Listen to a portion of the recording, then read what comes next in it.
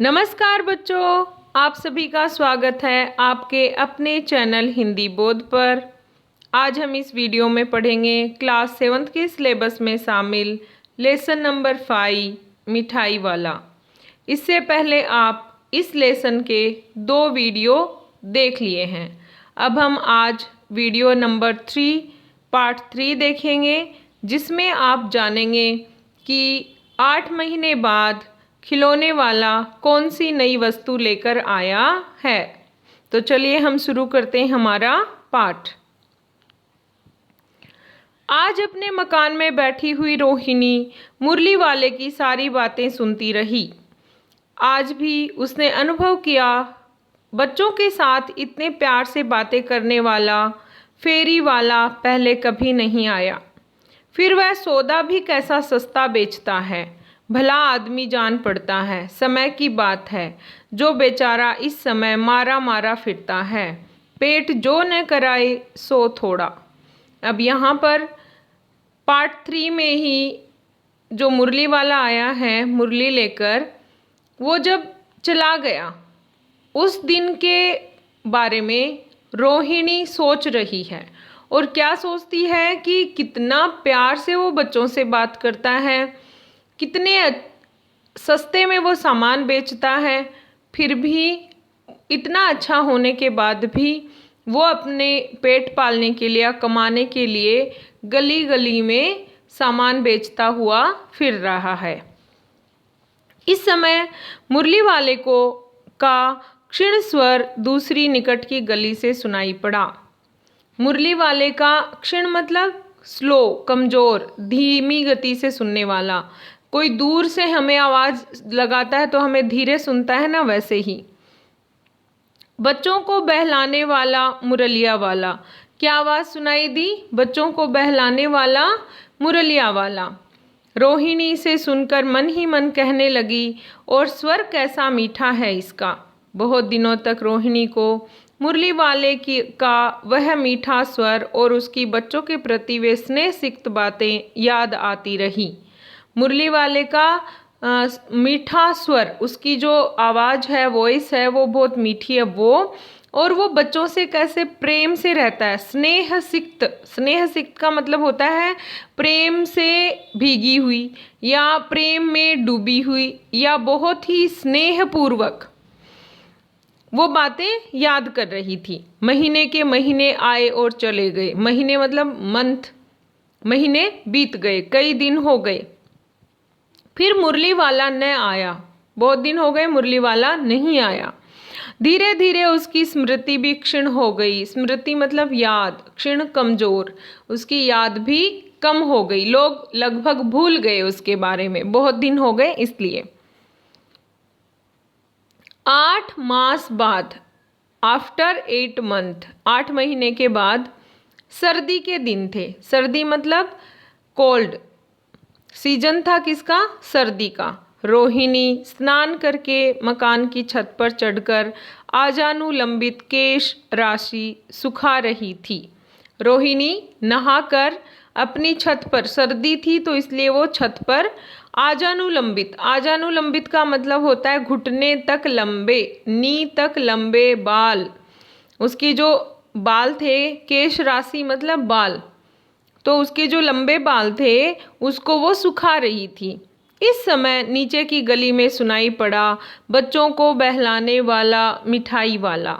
अब क्या लेकर आया है मुरली वाला? मिठाई। और कितने महीनों बाद आया है? 8 महीने बाद। यहाँ पर आप पिक्चर में देख रहे हो, मैंने आपको बताया था एक फैमिली और है हमारी इस कहानी में, जिसमें दादी माँ है, चुन्नू मुन्नू है और रोहिणी है। रोहिणी कर्टन के पीछे से देख रही है और यहाँ पर मुरली वाला बैठा हुआ है, जो इस बार क्या लेकर आया है? मिठाई लेके आया है। मिठाई का मतलब यहाँ पर स्वीट नहीं है जो हम फेस्टिवल में खाते हैं। मिठाई का मतलब यहाँ पर टॉफ़ी है, जो कलरफुल टॉफ़ी हम बचपन में बच्चे बहुत पसंद करते हैं, ऑरेंज कलर की होती है, वैसा ही उनमें टेस्ट भी आता है। तो यहाँ पर आप पिक्चर में देख रहे हो। अब क्या होता है, मिठाई वाले का स्वर उसके लिए परिचित था। परिचित मतलब जाना पहचाना। झट से, तुरंत रोहिणी नीचे उतर आई। उस समय उसके पति मकान में नहीं थे, उसके पति घर पे नहीं थे, ड्यूटी गए थे। हाँ, उनकी वृद्धा दादी थी, उनकी बूढ़ी ग्रैंडपा वहाँ थी। रोहिणी उनके निकट आकर बोली, दादी, चुन्नू मुन्नू के लिए मिठाई लेनी है, जरा कमरे में चलकर ठहराओ, मैं उधर कैसे आऊं? कोई आता न हो, जरा हटकर मैं भी चिक्की ओट में बैठी रहूंगी। क्या कहती है वो दादी माँ को कि मिठाई वाले को आप बुला लो, चुन्नू मुन्नू के लिए मिठाई खरीदनी है। दादी उठकर कमरे में आकर बोली, ए मिठाई वाले, इधर आना। मिठाई वाला निकट आ गया, निकट पास में बोला, कितनी मिठाई दूं माँ? ये नए तरह की मिठाइयाँ हैं, रंग बिरंगी, कुछ कुछ खट्टी, कुछ कुछ मीठी, जायकेदार, बड़ी देर तक मुंह में टिकती हैं। मिठाई वाला क्या बोला दादी माँ को कि कितनी मिठाई दूं आपको? ये मिठाई बड़ी टेस्टी हैं, कलरफुल हैं और कई देर तक, लॉन्ग टाइम तक हमारे मुंह में ठहरती हैं, जल्दी नहीं घुलती। बच्चे बड़े चाव से इसे चूसते हैं, चाव से, बड़े इंटरेस्ट के साथ। इन गुणों के सिवा ये खांसी भी दूर करती है। कितनी दूं? चपटी, गोल, पहलदार गोलियां। पैसे की 16 देता हूँ। एक पैसे की कितनी देता है? 16, 16। और देखो इनका साइज बताया, कोई चपटी है, कोई राउंड शेप की है, तो बहुत सारे शेप की मेरे पास गोली हैं। आपको कौन से कलर की, कौन से शेप की गोली चाहिए? मैं एक पैसे की 16 देता हूँ। ये कहता है मुरली वाला, किसको? दादी माँ को। दादी माँ बोली, 16 तो बहुत कम होती हैं, भला 25 तो देते। मिठाई वाला, नहीं दादी, अधिक नहीं दे सकता, इतना भी देता हूँ। यह अब मैं तुम्हें क्या, खैर मैं अधिक न दे सकूँगा। वो अपनी पूरी स्टोरी बताना चाहता है कि इससे ज़्यादा तो मैं नहीं दे सकता, पर वो सोचता है कि बताना बेकार है, तो बोलता है नहीं, इससे ज़्यादा तो मैं नहीं दूंगा। रोहिणी दादी के पास ही थी, बोली, दादी फिर भी काफ़ी सस्ता दे रहा है, 4 पैसे की ले लो, यह पैसे रहे। मिठाई वाला मिठाइयाँ गिनने लगा, काउंट करने लगा। वह 1 रुपए की, 1 पैसे की कितनी देता है? 16। तो 4 की दे दो। अच्छा 25 नहीं सही, 20 ही दे दो। दादी माँ क्या कहती है? 16 तो कम है, 25 नहीं दे रहे तो 20 दे दो। अरे हाँ, मैं बूढ़ी हुई, मोल भाव मुझे ज़्यादा करना आता भी नहीं। कहते हुए दादी के पोपले मुंह से जरा सी मुस्कुराहट फूट निकली। रोहिणी ने दादी से कहा, दादी इससे पूछो, तुम इस शहर में और कभी भी आए थे या पहली बार आए हो? यहाँ के निवासी तो तुम हो नहीं। रोहिणी ने जिज्ञासावश पूछना चाहा मुरली वाले से कि तुम पहले भी आए, मिठाई वाले से कि तुम पहले भी यहाँ आए हो। दादी ने इस कथन को दोहराने रिपीट करने की कोशिश की ही थी कि मिठाई वाले ने उत्तर दिया, पहली बार नहीं और भी कई बार आ चुका हूँ। मिठाई वाले ने क्या कहा? नहीं, फर्स्ट टाइम नहीं आया और इससे पहले भी मैं कई बार आ चुका हूँ। रोहिणी चिक की आड़ ही में से बोली। आड़ मतलब बैक साइड, किसके? कर्टन के। यहाँ चिक से आप कर्टन समझ लो। पहले यही मिठाई बेचते हुए आए थे या और कोई चीज़ लेकर? रोहिणी क्या पूछती है? पहले आप ये मिठाई लेकर आए थे या कोई दूसरी चीज़? मिठाई वाला हर्ष, हर्ष मतलब खुशी, हैप्पी। संशय, संशय का मतलब होता है आश्चर्य, सरप्राइज होकर, भावों में डूबकर बोला, इससे पहले मुरली लेकर आया था, उससे भी पहले खिलौने लेकर। रोहिणी का अनुमान ठीक निकला। अब तो वह उससे और भी कुछ बातें पूछने के लिए अस्थिर हो उठी, मतलब उसको और जानना है उसके बारे में। वह बोली, इन व्यवसायों में भला तुम्हें क्या मिलता होगा? ये जो तुम छोटे छोटे बिजनेस कर रहे हो, इनसे तुम्हें क्या फ़ायदा, क्या बेनिफिट होता होगा? तुम तो इतना सस्ता बेचते हो सामान।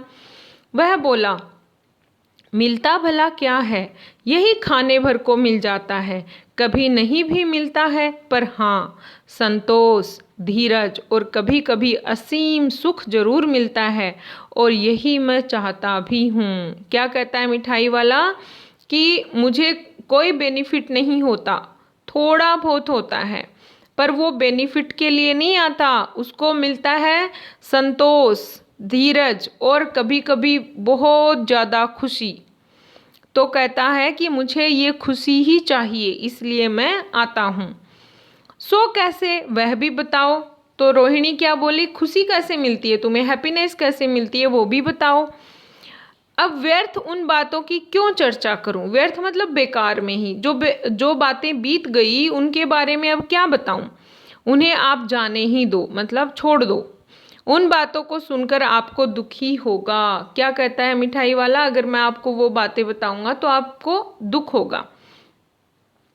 जब इतना बताया है तब और भी बता दो, मैं बहुत उत्सुक हूँ, तुम्हारा हर्जा न होगा। हर्जा मतलब नुकसान।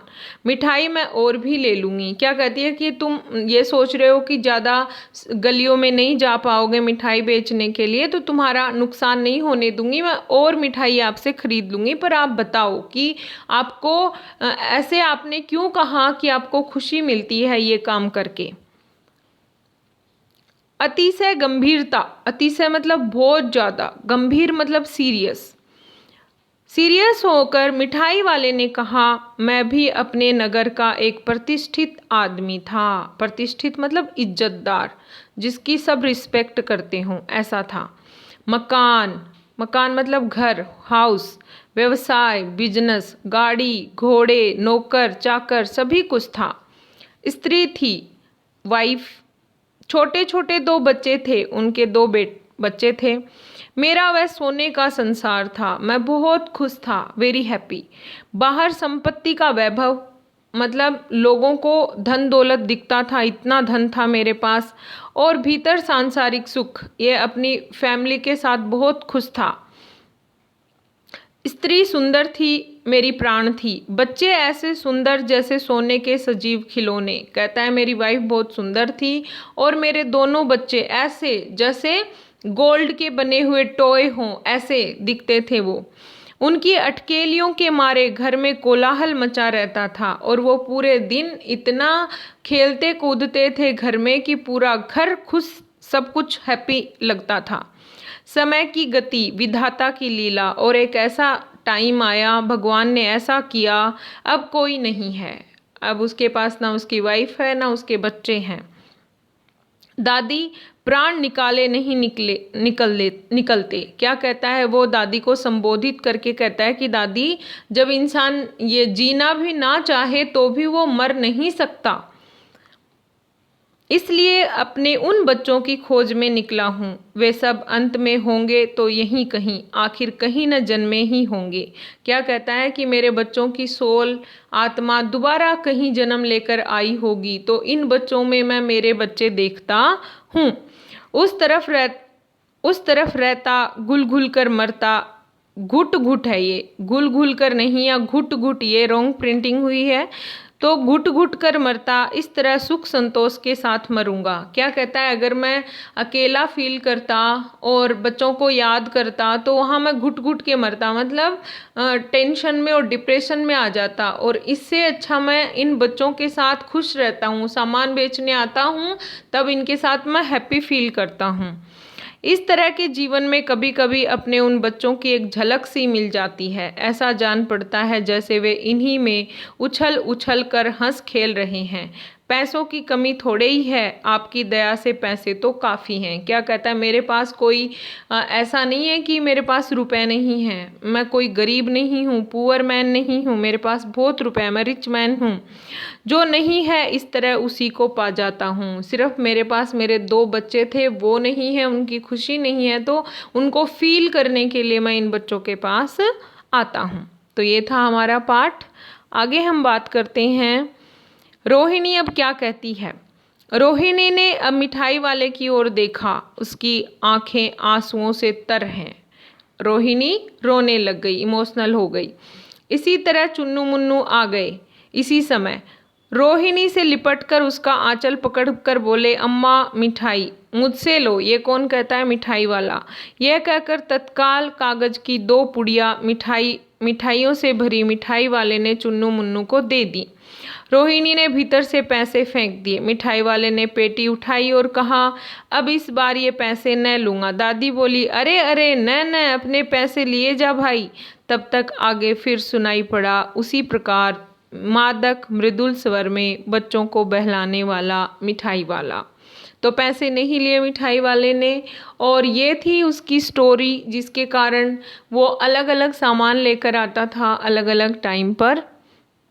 और रोहिणी के माध्यम से हमें भी पता चला कि वो क्यों सामान बेचता था जबकि वो इतना अच्छा व्यक्ति था। तो ये सब हम जान पाए। आगे हम बात करते हैं प्रश्न अभ्यास की। खिलौने वाला 8 महीने बाद क्या लेकर आया? ऑप्शन क मुरली, खिलौने, मिठाई, ये सभी। तो 8 महीने बाद क्या लेकर आया? मिठाई।